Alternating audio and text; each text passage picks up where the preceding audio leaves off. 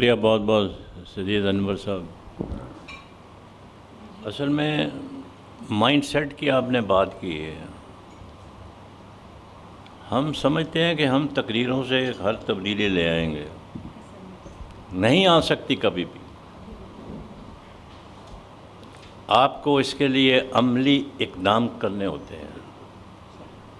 جب تک آپ پریکٹیکل ڈیمونسٹریشن، جب تک یہ لاز جو ہیں اپنے اوپر آپ اپلائی نہیں کریں گے، یعنی کہ شروع آپ نے اپنے آپ سے کرنی ہے اور اپنے گھر سے کرنی ہے. اگر وہی نہیں ہے تو پھر آپ اخلاقیات کا لیکچر کیا کرنا ہے کیا نہیں کرنا ہے یہ فضول ہیں. باہر کے ملکوں میں کیا ہوتا ہے، پہلے اپنا گھر تو ٹھیک کر لیں.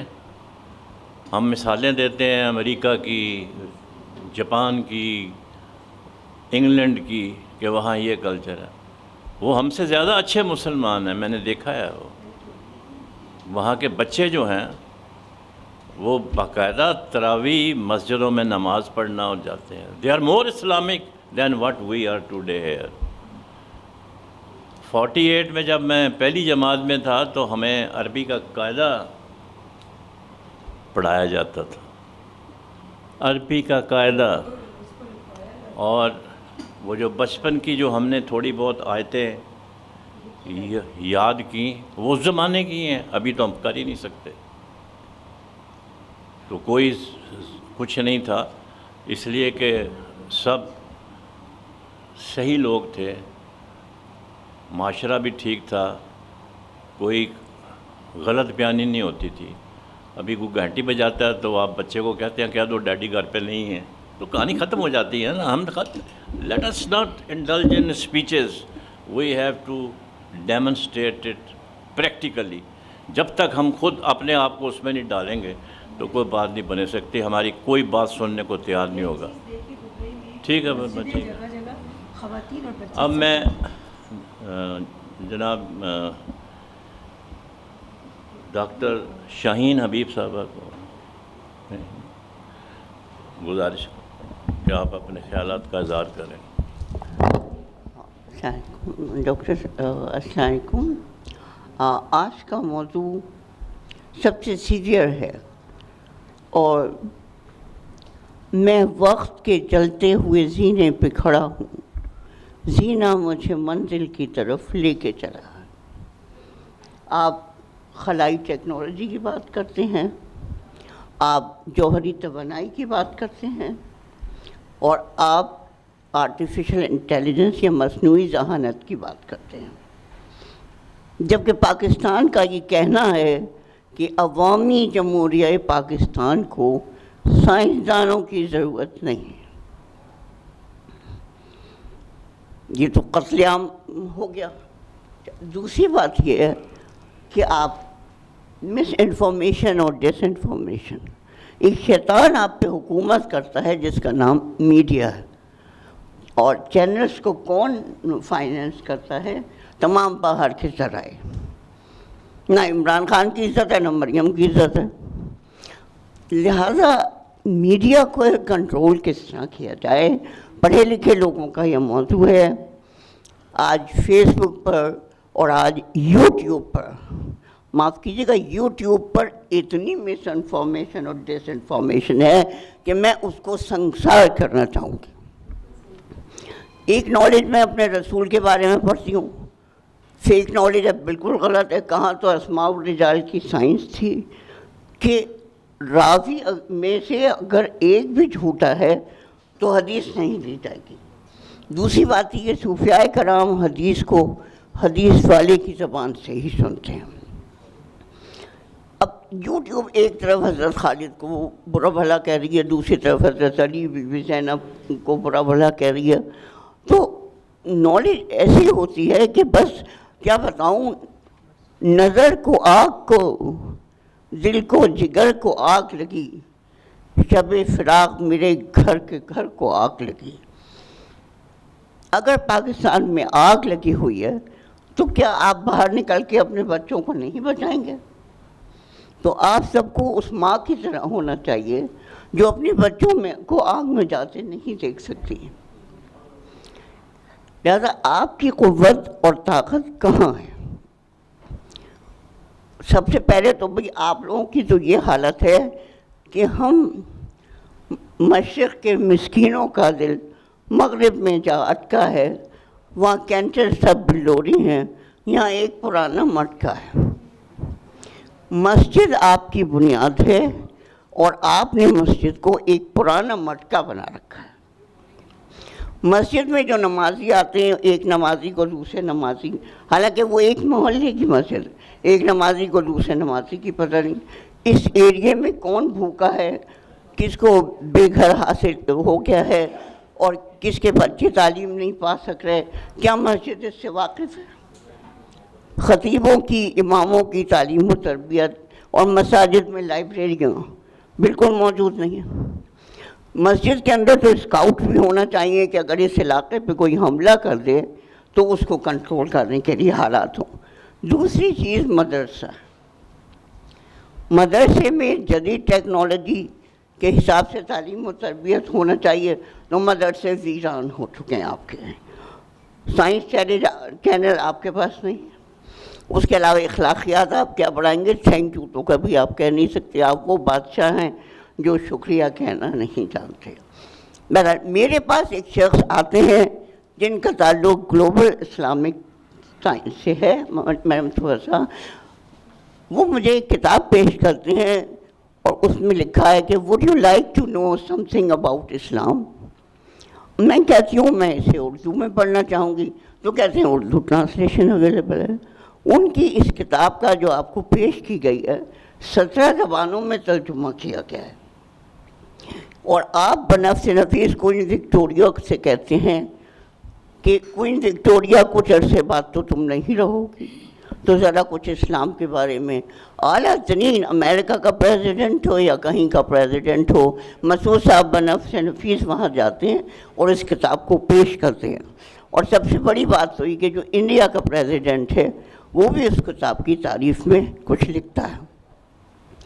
تو میرے کہنے کا مطلب یہ ہے کہ نہ تو ظاہری طور سے اسلام کمزور ہے، نہ باطنی طور سے اسلام کمزور ہے۔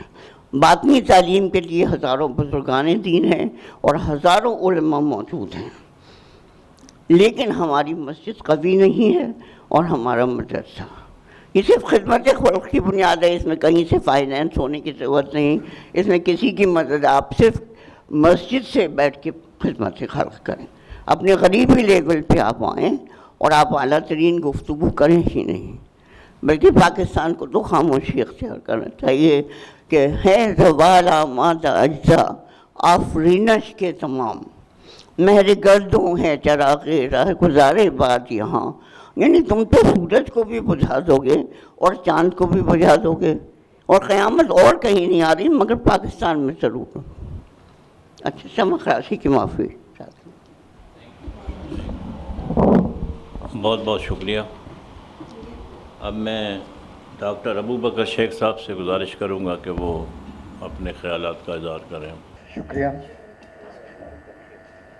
اگر کوئی پوچھے کہ موضوعات کے حوالے سے سب سے اہم موضوع آج کا کیا ہے، تو میں کہوں گا اخلاقیات۔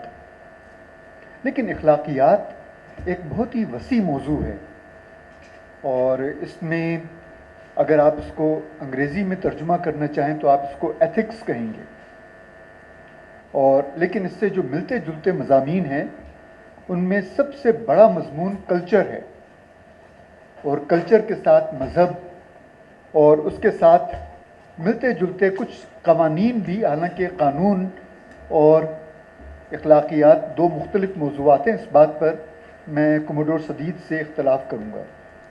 بعض چیزیں ہوتی ہیں جو کہ قانونی تو ہوتی ہیں لیکن غیر اخلاقی ہوتی ہیں، تو اس وقت ہم قانون کی پابندی تو کر رہے ہوتے ہیں جب کوئی بھی شخص میڈیا کے چند حوالوں سے اپنے موبائل کا غلط استعمال کر رہا ہوتا ہے، لیکن وہ قانونی اعتبار سے درست ہوتا ہے، وہ کسی قانون کی خلاف ورزی نہیں ہو رہی ہوتی، وہ ایک ان ایتھیکل پریکٹس ہے کہ بغیر ویریفائی کیے کہ یہ میسج کہاں سے آیا ہے، اور افواہ پھیلانے کے زمرے میں جو باتیں کی جاتی ہیں وہ اسی زمرے میں آتی ہیں.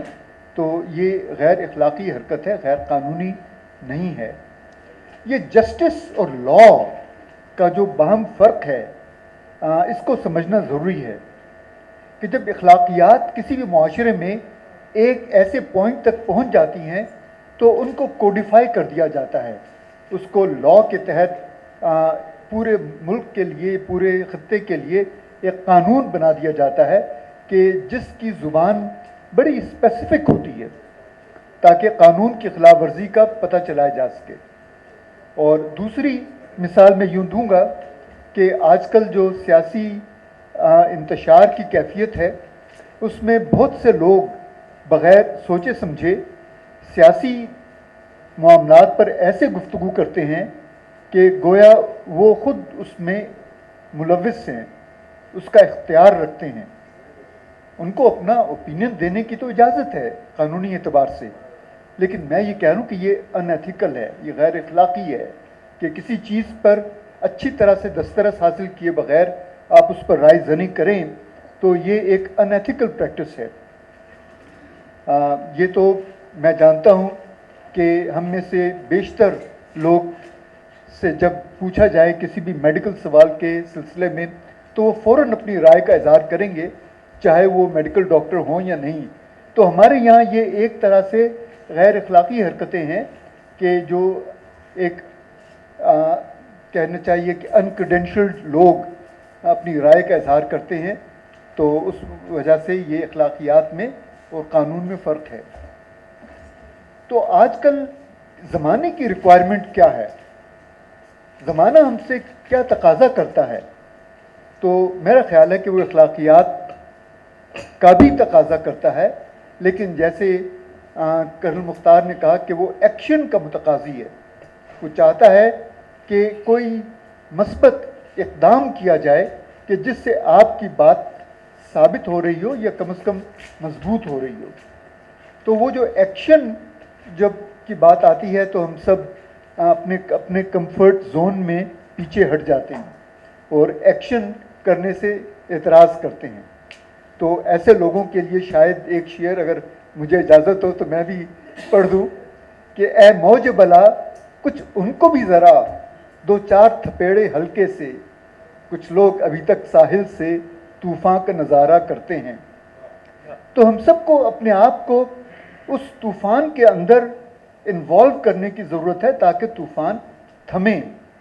یہ طوفان ہمارے حصے کے بغیر تھمے گا نہیں. اگر یہ صرف چند لیڈروں پر اگر اس طوفان کو تھامنے کا آپ نے سوچ رکھا ہے تو یہ طوفان تھمنے کا نہیں ہے. اس کے لیے ہم سب کو کمر بس کر خود سے اندر آنا ہوگا کسی نہ کسی حوالے سے, اور اس کے لیے ایک پہلے سے مہارت حاصل کرنی ہوگی. ایک آخری بات میں یہ کہنا چاہ رہا ہوں کہ لیڈرشپ کی اخلاقیات پر ابھی تک توجہ ہی نہیں ہوئی, اور یہ جو بات کہی جاتی ہے نیشن کی مائنڈ سیٹ کی تبدیلی, تو یہ تو بہت دقت طلب کام ہے, اس میں بہت عرصہ لگے گا. شاید کوئی ایسا سسٹم, کوئی ایسا بندوبست کیا جائے کہ ان لیڈرز کی اخلاقیات کا جائزہ لیا جائے, اور اگر اس کو ایک پراپر انسٹیٹیوشنل طریقے سے اگر نہ کیا جائے تو یہ معاشرہ یا یہ وقت یا یہ تاریخ خود ہی یہ کام کر دے گی کہ دیکھا جائے کہ توشہ خانے میں کس نے کیا بد انتظامی کی ہے. تو یہ قدرت کا ایک مکافاتی عمل ہے جو کہ جاری و ساری ہے. تو اس سے ہم سب کو سبق سیکھنا چاہیے کہ ہم اپنے اپنے طور پر اس کو کسی طرح فارملائز کرنے کی کچھ کوشش کریں, جو کہ یہ ادارے اچھی طرح سے کر سکتی ہیں. جو یہ یونیورسٹیاں ہیں, جو اخلاقیات کا یا اسکول ہیں یا مدرسے ہیں یا ہم جیسے تھنک ٹینکس ہیں, یہ ان اخلاقیات کو کسی نہ کسی حوالے سے اپنے لیڈروں تک پہنچا سکتے ہیں. یہ میرا خیال ہے. اس کے لیے کچھ نہ کچھ کرنا چاہیے. ایک چھوٹی سی بات ہے کہ ہم مغرب کی جو روایات ہیں کہ قدم قدم پر گڈ مارننگ اور قدم قدم پر تھینک یو, تو ذرا اس کی آرٹیفیشیلٹی پر بھی آپ ذرا غور کیجیے گا. وہ ایک کمرشل معاشرہ ہے اور اس میں کسی کا میرے خیال میں کوئی دلی جذبہ نہیں ہوتا شکریہ ادا کرنے کا جب وہ تھینک یو کہتے ہیں. وہ ایک ان کی کمرشل ٹریننگ اسی طرح سے کی گئی ہے کہ جب آپ کے پاس کسٹمر آئے وہ آپ کو بزنس دے تو آپ اس کو تھینک یو کہیں تاکہ وہ ایک ریٹرن کسٹمر بن کر جائے. تو یہ ذرا سا اپنے ذہن میں ذرا سا دیکھ لیجئے گا کہ ہر وہ چیز کہ ہر وہ شخص جو تھینک یو کہتا ہے اور ہیو اے نائس ڈے کہتا ہے اور ہیو اے گڈ ڈے کہتا ہے تو یہ اس کا کوئی دلی ترجمان نہیں ہے. یہ جی آپ اس میں زن بھی رکھ سکتے ہیں لیکن آپ اس میں زن اگر رکھتے ہیں تو اپنے خطرے پر رکھتے ہیں. تو you do it at your own risk کہ اگر اس کے دل میں کینہ ہے اور زبان پر ہے ہیو اے نائس ڈے تو یہ پھر آپ کی ذمہ داری ہے کہ آپ یہ نہیں آپ سمجھ تو سکتے ہیں, کہہ نہیں سکتے لیکن آپ سمجھ تو سکتے ہیں کہ ہر وہ شخص جو آپ کے ساتھ کسی ایک پرٹیکولر اچھے اسلوب میں انٹریکٹ کرتا ہے ضروری نہیں کہ وہ اس کی دل کی ترجمانی کرتا ہو. نہیں, دلوں کا راز اللہ تو جانتا ہے, اللہ تو قیامت کو بتائے گا, لیکن اس دنیا میں میرا فرض ہے اپنے بقا کے لیے, اپنی سلامتی کے لیے, اپنی خیریت کے لیے کہ میں دوسرے کی نیت پر نظر رکھوں. یہ میرا فرض ہے بحیثیت مسلمان. اور جو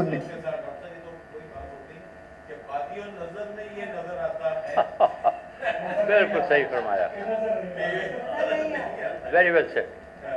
یہ جرنلزم کی زبان تو ہوگی لیکن عمومی طور پر ہم عمومی طور پر ہمارا مردم شناسی کا جو فیکلٹی ہے وہ نسبتاً کمزور ہے. ہم اچھے مردم شناس نہیں ہیں.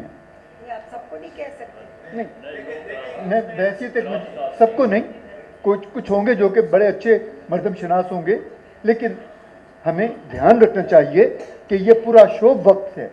اس وقت میں جنگیں ہو رہی ہیں. اس جنگ میں بہت سے لوگ ملوث ہیں اور بہت سے لوگوں کے خیالات بڑے خطرناک ہیں سب کے لیے, ہمارے لیے بھی, انسانیت کے لیے بھی. تو ہمیں دوسروں کے اوپر نظر رکھنی ہوگی کہ آخر وہ چاہتے کیا ہیں, ان کا مدعا کیا ہے, ان کا دل کیا کہہ رہا ہے. اگرچہ زبان پر ان کا کچھ بھی الفاظ ہوں تو ہمیں ان پر نظر رکھنی چاہیے. شکریہ. بہت بہت شکریہ. نہیں, 1 منٹ پلیز, آپ کو بتاتا ہوں. 1 منٹ دیں گے مجھے؟ ہاں, ایکچولی آج 2-3 دفعہ توشہ خانہ کا ذکر آیا تھا. میں 1 منٹ میں بتانا چاہتا ہوں کہ توشہ خانہ یہ بھی وہاں پہ سرو کر چکی ہیں اسٹیبلشمنٹ ڈویژن میں. اسٹیبلشمنٹ ڈویژن کا ویری ویل آرگنائزڈ, ہر سال دسوں ہزاروں چیزیں جاتی ہیں اور سب کے سب ٹھیک ہوتی ہیں. چند ایک لوگ مس یوز بھی کر لیتے ہیں, ادروائز ویری ویل آرگنائزڈ.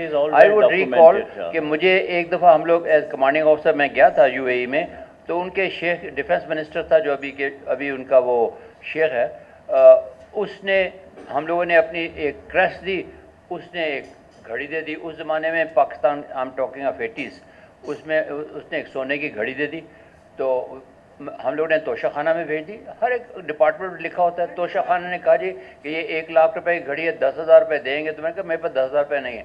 میرے باس نے کہا کہ اس کنٹرولر آف نیول اکاؤنٹ سے کہا اس کے 3 مہینے میں کاٹ لو, but he will keep it. Anyway that is still with me, that is still with me. I have given it to my سن.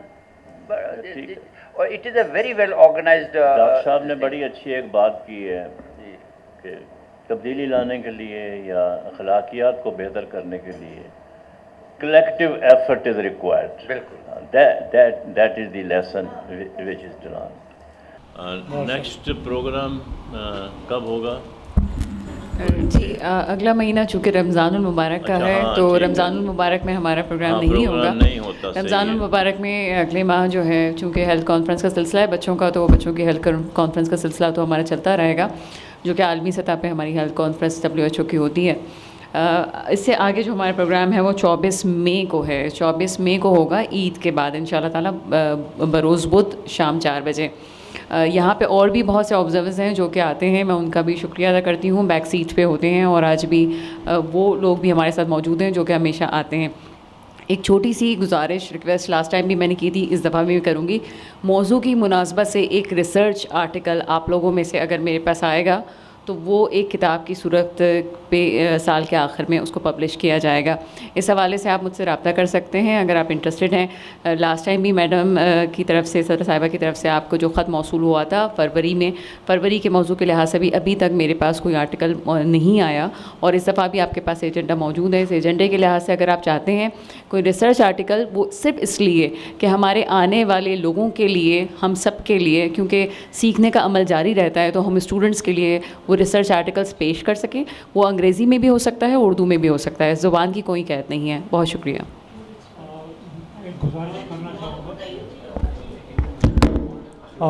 میں صرف آپ سے گزارش کرنا چاہوں گا کہ اگلے 6 مہینے کی چھٹی گرانٹ کر دیں، کیونکہ میں نومبر میں واپس آؤں گا. تو اگر آپ کی مہربانی ہو تو جی، میں پہلے بیٹی کے پاس لندن جاؤں گا اور پھر کینیڈا انشاءاللہ نومبر میں انشاءاللہ حاضر. Have safe journey. اور مہمان صاحب کا ہاں شکریہ. ایک جملہ صرف کرنے کی اجازت کہ ایک تو انہوں نے کہا حسن زن رکھیں، اس میں زوئے والا زن ہوگا، زے والا نہیں ہوگا، ایک یاد رکھیے. اور دوسری بات یہ ہے کہ ہر دفعہ کہتے ہیں مردم شماری، میرا خیال میں کبھی زن شماری بھی تو کر لیں. Thank you very much. میں ابھی میں مبشر میر صاحب کا مشکور ہوں کہ انہوں نے اپنا قیمتی وقت نکالا اور یہاں تشریف لائے. امید ہے کہ آئندہ بھی یہ سفر جاری رہے گا. آپ کا بہت بہت شکریہ.